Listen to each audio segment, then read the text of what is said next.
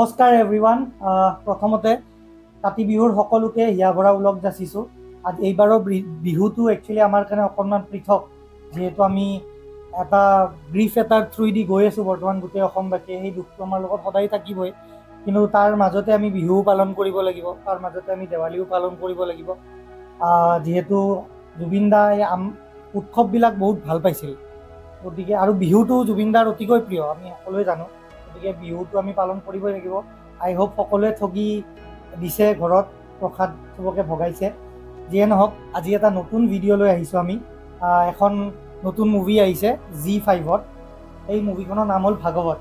এইখনৰ ৰিভিউটো আজি কৰোঁ বুলি ভাবিলোঁ। য়েছ, তো এই নতুন মুভিখনৰ নাম হ'ল ভাগৱত চেপ্টাৰ 1 ৰাক্ষস, ফুল নামটো। আৰু এইখন ক্ৰাইম থ্ৰিলাৰ নতুনকৈ আহিছে, OTT প্লেটফৰ্ম Zee5ত আহিছে। তো এই মুভিখন ইণ্টাৰেষ্টিং এইকাৰণে হয় কাৰণ এই মুভিখন এটা ট্ৰু ষ্টৰীৰ পৰা লোৱা গৈছে, ইনস্পায়াৰ্ড ফ্ৰম ট্ৰু ইভেণ্টছ বা ট্ৰু ষ্টৰী বুলি ক'ব পাৰোঁ আমি। আমাৰ লিড এক্টৰ আছে আৰ্চাদ ৱাৰচি, তেওঁৰ নাম ইন্সপেক্টৰ ভাগৱত থাকে, আৰু লগতে আমি TVFৰ ফেমাছ জিতু ভাইয়া থাকে।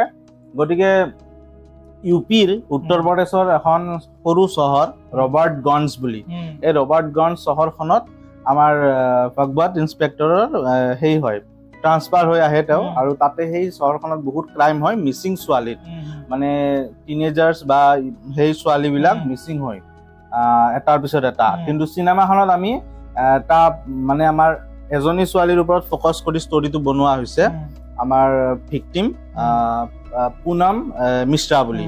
তো এই পুনম মিশ্ৰাৰ সেইতে মানে কেছতে এই ষ্টৰিটো ৰিভলভ কৰি থাকে। ছোৱালীজনী মিচিং হয়, তাৰপিছত কেনেদৰে এই ছোৱালীজনীক ৰিকভাৰ কৰে সেইবিলাকৰ ওপৰতে গোটেই মুভিখন। তো লং ষ্টৰি শ্বৰ্ট ই কৈয়ে দিলে। এতিয়া মই কৈ দিওঁ, প্লটটো অলপ কৈ দিওঁ। তো তাৰমানে কি, ইয়াত তাৰমানে প্ৰাইম ফাৰ্ষ্ট হাফত মুভিখনৰ লেন্থ বৰ বেছি নহয়, 2 hours 7-8 minute মান হ'ব, আৰু তাৰে 2 hours মানহে মুভিখন।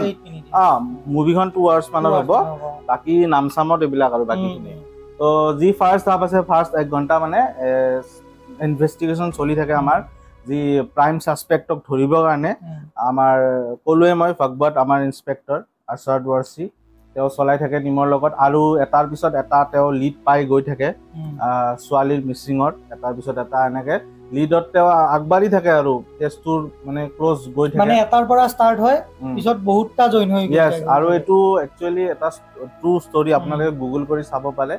তাৰপিছত ছেকেণ্ড হাফত একচুৱেলি সেই আমাৰ প্ৰাইম যি ছাছপেক্ট কৰিছিল, তেওঁ একিউজজনক লগ পাই, একিউজজনক ধৰে। তাৰপিছত বাকীখিনি আমি আৰম্ভ তাৰপিছত হৈ যায়। বাকীখিনি আৰু মই বেছি স্পইলাৰ নিদিওঁ, আৰু মানে মুভিখনৰ পেজটো ভাল, এনেকুৱা নহয় যে আপোনালোকে ব'ৰ্ড হৈ যাব চাই কিনে, এটা থ্ৰিল এটা থাকে, যিহেতু ক্ৰাইম থ্ৰিলাৰে হয়। এই মুভিখন হলতো ৰিলিজ দিব পাৰিলে ভাল মুভি হয়, কিন্তু OTTত দিছে, আৰু OTTত দিয়া মানে কি ফ্ৰম দ্য বিগিনিং আমি চাব পাৰোঁ, মানে সদায় ফাৰ্ষ্ট ডেটে আমি চাব পাৰোঁ। গতিকে আপোনালোকে এই মুভিখন এনজয় কৰিব পাৰে, ভাল ক্ৰাইম থ্ৰিলাৰ হয়। আৰু আৰ্চাদ ৱাৰচিৰ যোনটো মানে সেই দেখাইছে, অতিকে মানে চিৰিয়াছ কেৰেক্টাৰক দেখাইছে, এইবাৰ কমেডি কেৰেক্টাৰ নহয়। আৰু আৰ্চাদ ৱাৰচিত আমি আগতেও এনেকুৱা ৰোল দেখিছোঁ, কিন্তু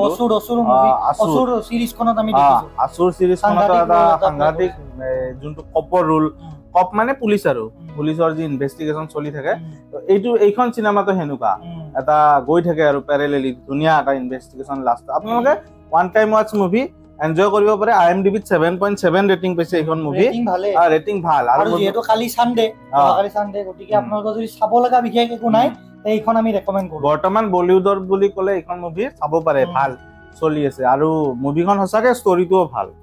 গতিকে এইখিনিয়ে আছিল আজিৰ ভিডিঅ'টো। গতিকে অন দিছ নোট আমি এই ভিডিঅ'টো শেষ কৰোঁ। আৰু ক'লে অলৰেডি মোৰ বন্ধুই আজি কাতি বিহু, গতিকে এই উপলক্ষে সকলোৱে যাতে এগছি চাকি জ্বলাই, আমাৰ জুবিন গাৰ্গৰ ন্যায়ৰ কাৰণেও জ্বলাই, জাষ্টিছ ফৰ জুবিন গাৰ্গ। এইটোত এটা কথা কওঁ, মানে আমি ভিডিঅ'ৰ থ্ৰুদি যিমানখিনি পাৰোঁ আমি কৈ কিনে গৈয়ে আছোঁ, তাৰ বাহিৰে আমাৰ হাতত কৰিব লগা বিশেষ একো নাই বৰ্তমান টাইমত। যদি আমাৰ থাকিলে নিশ্চয় আমি ট্ৰাই কৰিম। আপোনালোকৰ কমেণ্টত জাষ্টিছ কমেণ্ট কৰি #জাষ্টিছ ফৰ জুবিন গাৰ্গ লিখক। সো এইটো ফ্লাড কৰি দিয়ক, টুইটাৰ হওক, ফেচবুক হওক, ইনষ্টাগ্ৰাম হওক, ইউটিউব হওক। 1 মিলিয়ন 2 মিলিয়ন নহয়, 10 মিলিয়ন 20 মিলিয়ন ইমান মান যাই পাব লাগে আমাৰ অসমৰ মানুহখিনি জোৰ কিমান এইটো বস্তু গম পাব লাগিব গোটেই ৱৰ্ল্ডে আৰু গম পাইছে ইতিমধ্যে গতিকে জাষ্টিছ ফৰ জুবিন দা কৈ কিনে আজি ভিডিঅ'টো শেষ কৰিছে আৰু এটা কথা কৈ দিওঁ নিশ্চয় নিশ্চয় জুবিন দাৰ অল ছুপাৰ হিট মুভিৰ ওপৰত ভিডিঅ' এটা বনাইছো আৰু জুবিন দা ৰৈ ৰৈ বিনালে মোৰ মন এই গান দুটাৰ ওপৰতো বনাইছো আপোনালোকে চোৱা নাই যদি সেই ভিডিঅ' এটা আপোনালোকে চাই লওক এতিয়া চাইনিং অফ